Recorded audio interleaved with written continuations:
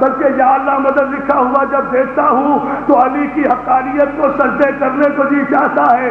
علی کے بدل نسل دشمن نے بھی یا علی کاٹ کر یا اللہ مدد لکھ کر 1400 برس کے بعد تسلیم تو کیا کہ یا علی کے مقابلے میں اس لعنتی کو بھی کوئی بندہ نظر نہیں آیا. اللہ الہ ہم علی کے مقابلے پہ یا اللہ مدد اس لیے نہیں کہتے کہ ہمیں علی کے مقابلے پہ کوئی بندہ نہیں ملا ہے. ہم اس لیے کہتے ہیں کہ مدد مانگنا عبادت ہے جو اللہ کے علاوہ کسی اور کی نہیں کی جا سکتی. رہا اگر مقابلہ تو علی رضی اللہ عنہ اپنی زبان مبارک سے خود گوارا کرتے تھے کہ محمد کریم صلی اللہ علیہ وسلم کے بعد اس امت کے افضل ترین لوگ ابو بکر ہیں، عمر ہیں، اور جنہوں نے علی کے سامنے امت میں سب سے بڑا مقام حضرت علی کو دیا. ان سے بات کرتے ہوئے حضرت علی خود منبر سے کوفے کی جامع مسجد میں کھڑے ہو کر کہتے ہیں لوگوں اس امت کے افضل ترین لوگ نبی کے بعد ابو بکر عمر. اسی لیے آقا علیہ السلام نے کہا تھا وفات سے پہلے مسجد نبوی میں کھلنے والی ساری کھڑکیوں کو بند کر دو لیکن ابو بکر کی کھلی رہنے دینا. اسی لیے آقا نے کہا تھا علی کی موجودگی میں کہا تھا اللہ کائنات کے ہر آدمی کے احسانوں کا بدلہ اتار چکا ہوں. جس نے مجھ پہ احسان کیا تھا بدلے اتر کے ایک ابو بکر کی ہستی ایسی ہے اے مولا میں ابو بکر کے احسانوں کا بدلہ نہیں اتار سکا اس کے احسانوں کا بدلہ مالک کو خود اٹھا. علی رضی اللہ عنہ ہجرت کی رات نبی کے بستر میں سوتے ہیں مکے میں رہتے ہیں اور ہجرت کی رات ابو بکر محمد کے ساتھ جاتے ہیں صلی اللہ علیہ وسلم. تو ہم یا علی کی بجائے یا اللہ کے علاوہ اس لیے نہیں لگاتے کہ علی کے مقابل کوئی اور انسان نہیں ہے. علی اپنی زبان میں فرماتے ہیں ابو بکر بھی مجھ سے افضل ہے عمر بھی مجھ سے افضل ہے. ہم اس لیے یا اللہ مدد کہتے ہیں کہ مدد کا نعرہ عبادت ہے. پکارنا عبادت ہے جو نہ علی کی جا سکتی ہے نہ رسول کی جا سکتی ہے نہ صدیق کی جا سکتی ہے نہ فاروق کی جا سکتی ہے نہ عثمان کی جا سکتی ہے نہ علی کی جا سکتی ہے. عبادت کا حق صرف ایک اللہ سے بچا ہے.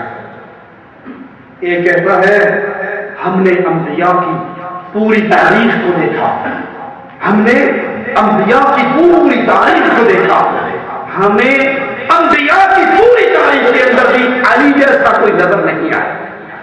سبحان اللہ. اسی علی مولا نو وس نال نہیں منیا, رب کعبہ دی قسم پوری کائنات دی ریسرچ کیتی ہے, سانو علی دا ثانی نبیاں چ نظر نہیں آیا.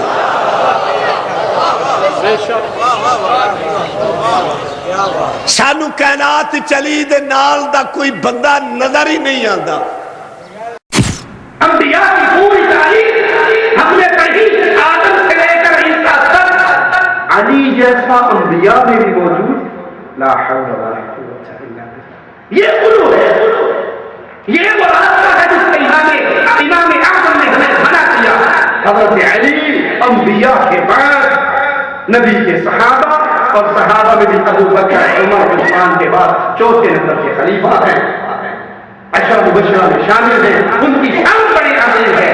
لیکن انبیاء کی توہین کرنا اہل ایمان کی شیوا نہیں ہے. ایک ذاکر کہتا ہے دو ہستیاں سمجھ میں آ ہی نہیں سکتی, خالق ہونے کے ناطے اللہ سمجھ میں نہیں آتا, مخلوق ہونے کے ناطے میں علی سمجھ میں نہیں آتا. لا حول ولا قوت الا باللہ. کائنات کا عظیم ترین انسان علی,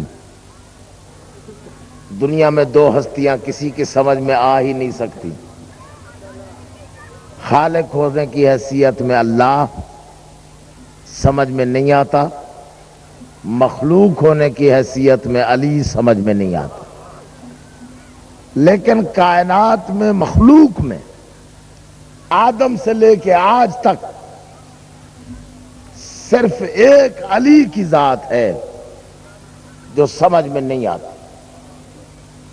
ٹکریں مار مار کے شافعی مر گیا, علی سمجھ میں نہ آیا. دنیا کے امام علی کو نہیں سمجھ سکے, گھٹیا ترین قوم کے فرد جن کے بارے میں علی نے کہا ہے کہ علم رذیل کی رذالت بڑھا دیتا ہے. میرا ایک سوال ہے، کوئی جواب دے دے کہ آدم سے لے کے آج تک مکے کی سرزمین میں ابو طالب کے گھر میں ایک ایسا فرزند پیدا ہوا، اللہ کے گھر میں نازل ہوا، ساری زندگی اس انسان کی غذا یہ تھی کہ جو کی سوکھی ہوئی روٹی گھٹنے پہ توڑ کے پانی میں بھگو کے خود بھی کھاتا، نوکر کو بھی کھلاتا.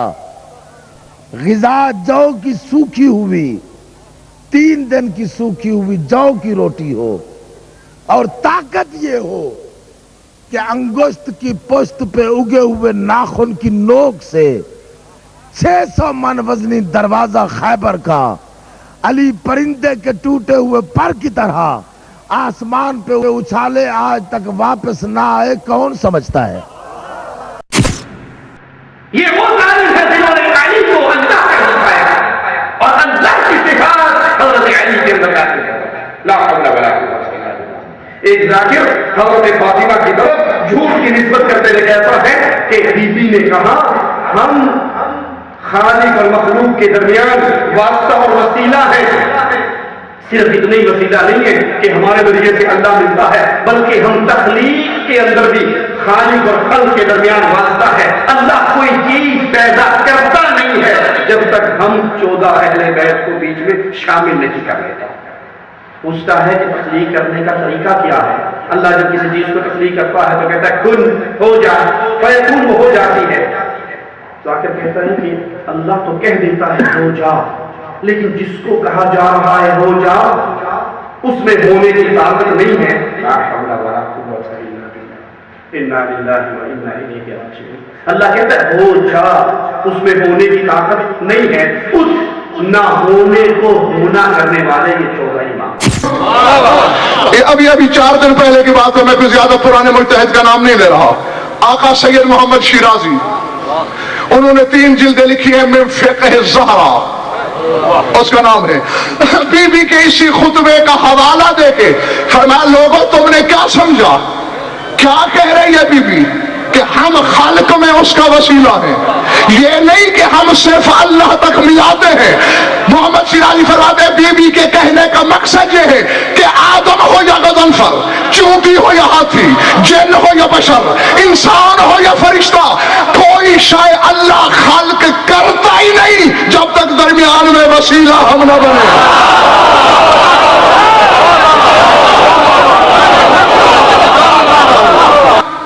اب میں نے اتنا بڑے مجتہد کے حوالے سے ایک بات کی، اب میں تمہیں تھوڑی سی سمجھانے کی کوشش کرتا ہوں.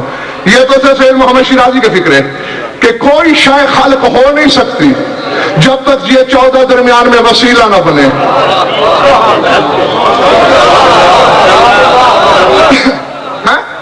کیوں خالق کرنے کا طریقہ کیا ہے؟ انما امرہ اذا اراد شیئا ان یقول له کن فیکون.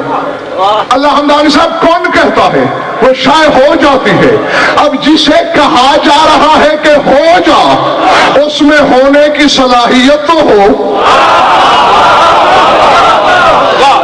ایک شے وجود ہی نہیں رکھتی، بس وہ زبان بے زبانی سے ارادے میں کہتا ہے ہو جا. نہ ہونے کو ہونا کرنے والے یہ 14 ہیں.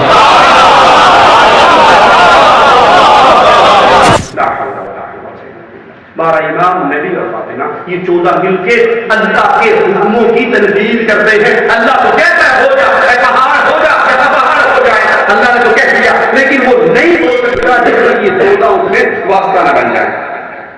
اور ایک کہتا ہے کہ اگر تم نے یہ دیکھنا ہو حلالی کون ہے حرامی کون ہے، حلالی کون ہے حرامی کون ہے، ٹاؤن کمیٹی جانے کی ضرورت نہیں، اس کی پیدائش کی شہادہ میلاد دینے کی ضرورت نہیں.